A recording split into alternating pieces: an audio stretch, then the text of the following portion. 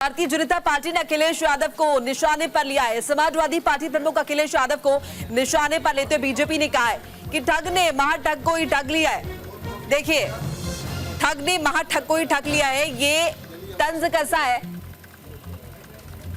उपचुनाव में सीटों के ऐलान को लेकर दरअसल अखिलेश यादव ने जो पोस्ट किया था, इसी पोस्ट को निशाने पर लेते हुए भारतीय जनता पार्टी ने निशाना साधा है। दरअसल साइकिल पर चुनाव लड़ेंगे संयुक्त प्रत्याशी, ये ऐलान जो अखिलेश यादव की तरफ से कहा गया है। आपको याद होगा, उत्तर प्रदेश में उपचुनाव को लेकर कहीं ना कहीं रसाकशी चल रही थी कांग्रेस पार्टी और समाजवादी पार्टी के बीच। इस बीच अखिलेश यादव ने कहा कि संविधान बचाने, इसीलिए तमाम जो प्रत्याशी हैं वो साइकिल चुनाव चिन्ह पर ही इलेक्शन लड़ेंगे, जिस पर अब बीजेपी ने निशाना साधा है। तंज कसार कहा है कि ठग ने महाठग को ही ठग लिया है। देखिए, आपको अखिलेश यादव का पोस्ट भी दिखा रहे हैं जिसमें राहुल गांधी के साथ वो खड़े हैं और कह रहे हैं कि संविधान बचाना, इसीलिए एक साथ मिलकर चुनाव लड़ रहे हैं।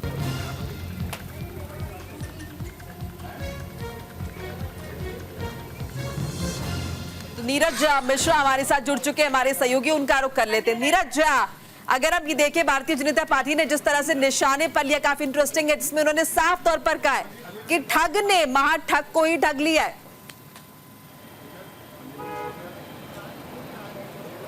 जी देखिए, जो भारतीय जनता पार्टी की तरफ से ट्वीट है उसकी व्याख्या तो भारतीय जनता पार्टी के नेता ही कर सकेंगे, लेकिन इतना ज़रूर है कि जिस तरह का ये इंडिया गठबंधन उत्तर प्रदेश में दिखाई दे रहा है, उसमें कहीं ना कहीं भारतीय जनता पार्टी यूँ कहा जाए कि उत्साहित है, या फिर वो तंज कस रही है पूरी तरह से कि देखिए किस तरह का ये गठबंधन है कि सभी सीटों पर समाजवादी पार्टी चुनाव लड़ेगी और गठबंधन का गठबंधन बना रहेगा।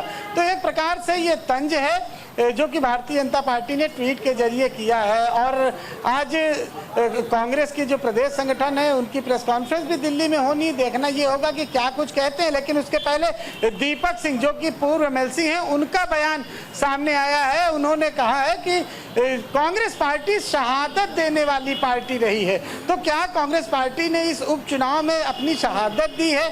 दीपक सिंह के अनुसार तो यही है कि शहादत देने वाली पार्टी है, संविधान बचाने के लिए वो कुछ भी कर सकते हैं। तो अगर संविधान ही बचाना था तो क्या कांग्रेस को अगर 1 या 2 सीटें मिल जाती तो क्या कोई दिक्कत थी?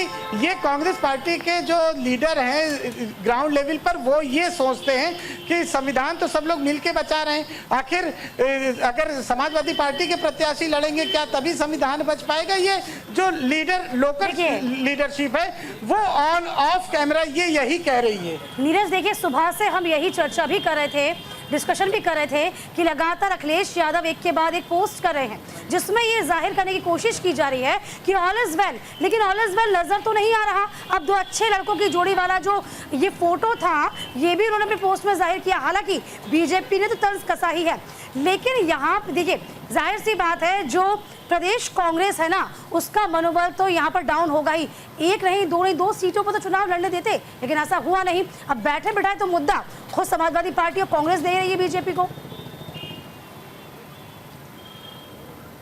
बिल्कुल निश्चित तौर पर बिल्कुल सही बात है कि जिस तरह से समाजवादी पार्टी ने ये फैसला लिया कि वो अकेले ही चुनाव लड़ेगी और इंडिया गठबंधन भी बना रहेगा और उस गठबंधन में कोई रहेगा भी नहीं, ये एक अच्छी रणनीति है अखिलेश यादव की कि उत्तर प्रदेश में अगर संविधान बचाना है तो सिर्फ अखिलेश यादव अकेले ही बचाएंगे। कांग्रेस की भूमिका उसमें वही रहेगी जो क्रिकेट के बारे में खिलाड़ी की रहती है कि टीम में तो है लेकिन नहीं भी है, यानी कि नाम तो रहेगा शामिल लेकिन खेलने को नहीं मिलेगा। तो यही स्थिति कांग्रेस की इस उपचुनाव में उत्तर प्रदेश में है। अब देखना ये होगा कि ऐसी कौन सी मजबूरी यहाँ पर कांग्रेस पार्टी की आपको नजर आती है? कौन सी ऐसी मजबूरी जिसकी वजह से तस्वीर भी साथ में साझा हो रही है, लेकिन अब सभी समाजवादी पार्टी के सिंबल पर चुनाव लड़ेंगे और कांग्रेस का नेतृत्व इस बात को बखूबी समझ रहा है कि कहीं ना कहीं प्रदेश स्तर पर कांग्रेस के जो कार्यकर्ता है उनका मोराल डाउन है। जी देखिए, कांग्रेस ने कई राज्यों में समाजवादी पार्टी के लिए एक भी सीट नहीं दी, गठबंधन नहीं किया। तो अखिलेश यादव इस बात को जानते थे कि कांग्रेस जहां मजबूत होगी वहां पर वो इनका साथ नहीं देगी। कांग्रेस अकेले ही देखिए हर जगह पर चुनाव लड़ी। अब उत्तर प्रदेश है, उत्तर प्रदेश में जब अखिलेश यादव मजबूत स्थिति में है तो आखिर वो कांग्रेस को सीट क्यों देंगे। कांग्रेस का जो जनाधार है उत्तर प्रदेश में वो किसी से छुपा नहीं है। अकेले चुनाव लड़ने पर कांग्रेस की भी वही स्थिति होती है जो और प्रदेशों में जाकर क्षेत्रीय पार्टियों की होती है।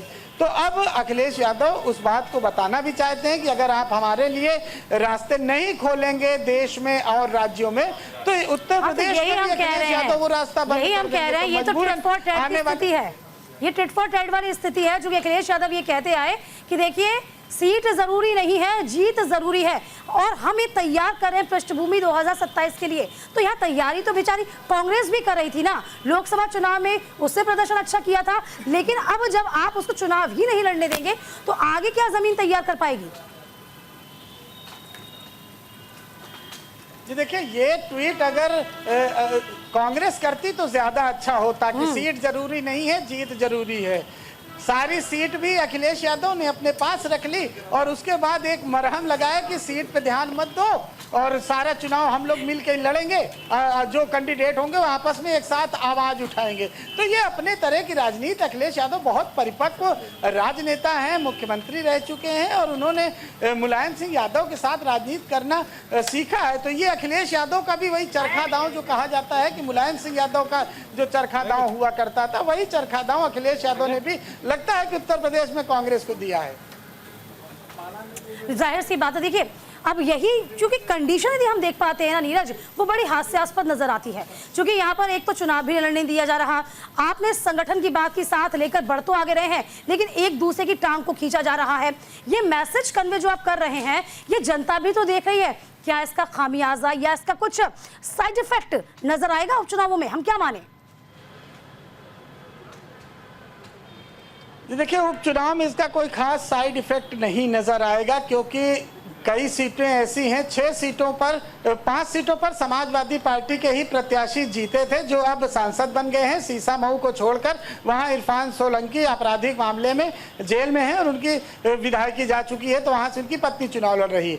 तो समाजवादी पार्टी को पता है कि कांग्रेस सिर्फ चुनाव लड़ सकती है, जीत नहीं सकती, और ये बात कांग्रेस को भी पता है। लेकिन कांग्रेस का जो प्रदेश का नेतृत्व है वो ये चाहता है कि कम से कम हमारे जो लीडर हैं वो उभर के सामने आए, 9 सीटों पर चुनाव लड़ने दिया जाए, 27 की जमीन हम भी तैयार करें। अगर समाजवादी पार्टी के सहयोग से एक आध 2 सीटें और जीत लेती हैं तो कांग्रेस का मनोबल हाई हो जाएगा। यही बात समाजवादी पार्टी नहीं चाहती है और इसीलिए शायद इस तरह का फैसला अखिलेश यादव ने लिया और एक मरहम लगाया जिसे कहा जाता है कि चलो तुम इस मैच में तो नहीं खेल रहे हो लेकिन अगले मैच में तुम्हारा स्थान पक्का है। तो ऐसा ही कुछ ये ट्वीट है। कहीं ना कहीं गठबंधन धर्म की मजबूरी है जो कि दोनों ही पक्ष निभा रहे हैं। शुक्रिया नीरज मिश्रा तमाम बातचीत जानकारी के लिए। तस्वीर भी आपको दिखा रहे हैं, अखिलेश यादव का वो पोस्ट भी दिखा रहे हैं।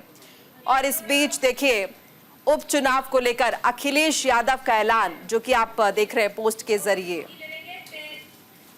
देखिए INDI के उम्मीदवार समाजवादी पार्टी के सिंबल पर लड़ेंगे चुनाव। सभी 9 सीटों पर समाजवादी पार्टी के सिंबल पर उपचुनाव लड़ा जाएगा। 13 नवंबर को 9 विधानसभा सीटों पर उपचुनाव होने हैं। गाजियाबाद, खैर, मीरापुर, कुंदरकी, करहल, सीसा मऊ, फूलपुर, कटेरी, मजवा में चुनाव होना है। संविधान, सौहार्द और PDA का मान सम्मान बचाने का चुनाव है, ये पोस्ट के जरिए कहा गया। इसके अलावा देखिए मिल्कीपुर सीट पर तारीख का ऐलान अभी नहीं हुआ है, यानी कि इस पर प्रत्याशी उतारना अभी बाकी है। लेकिन अखिलेश यादव का ये जो पोस्ट है इसे लेकर भारतीय जनता पार्टी आक्रामक है, चुटकी ले रही है, तंज कस रही है, निशाना साध रही है और ये साफ तौर पर कहा जा रहा है कि ठग ने महाठग को ठग लिया। आपको पोस्ट दिखा रहे हैं और इस पोस्ट के जरिए अखिलेश यादव जिस तरह से राहुल गांधी का हाथ उठाकर हवा में और ये बताने की कोशिश कर रहे हैं कि हम संविधान को बचाएंगे।